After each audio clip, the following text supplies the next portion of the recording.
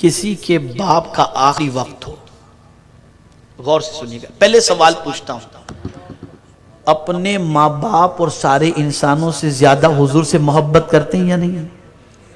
جواب دو، کرتے ہیں؟ اللہ اس محبت کو سلامت رکھے۔ اب سوال پوچھتا ہوں،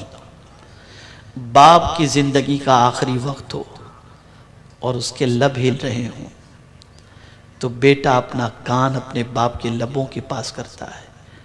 اور سننا چاہتا ہے کہ باپ اپنی آخری وقت میں کیا نصیحت کر رہا ہے، اور باپ اگر اس وقت کوئی نصیحت کر دے تو بیٹا اسے اپنے دل کے اندر بٹھا لیتا ہے اور سوچتا ہے یہ میرے باپ کی آخری وصیت تھی، میں اس پر زندگی بھر عمل کروں گا۔ نادانوں، باپ کی آخری وصیت کو یاد رکھتے ہو، رسول کی آخری وصیت کو یاد نہیں رکھتے۔ پیغمبر رحمت نے وصال کے وقت نماز نماز نماز فرمایا تھا۔ اگر کوئی اس وصیت کو یاد رکھتا ہے تو یاد رکھو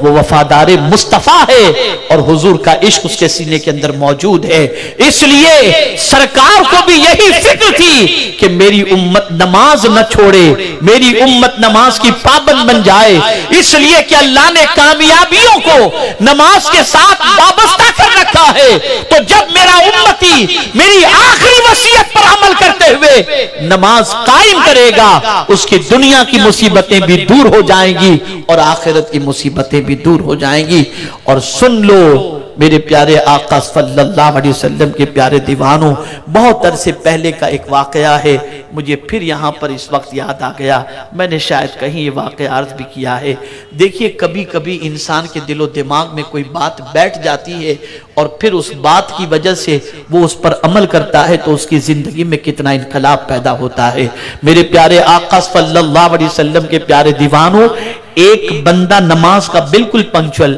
پانچوں وقت نماز کا پابند، ایک مرتبہ ایسا ہوا کہ وہ سویا، عشاء کی نماز پڑھ کر کے سویا۔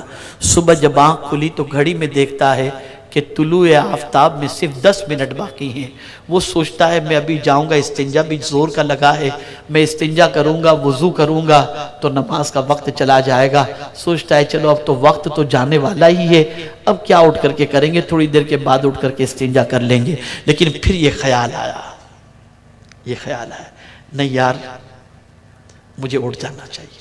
میں جلدی سے استنجا سے فارغ ہو کر جلدی سے وضو کر کے چاہے 2 رکعت فرض ہی کیوں نہ ادا کر لوں،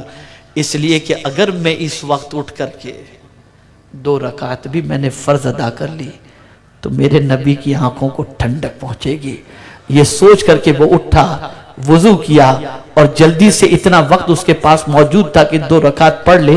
اس نے 2 رکعت جب مکمل کی تو اس کے آنسو تھم نہیں رہے تھے اور اس نے کہا کہ زندگی میں کئی فجر کی نمازیں میں نے پڑھی، لیکن آج اس تصور سے جب میں نے نماز پڑھی کہ میرے آقا کی آنکھوں کو ٹھنڈک پہنچ جائے گی تو اس نماز کی لذت ہی کچھ اور تھی۔ اے رسول اعظم کے دیوانوں، تم سب کی آنکھوں کو ٹھنڈک پہنچانے کی فکر کرتے ہو،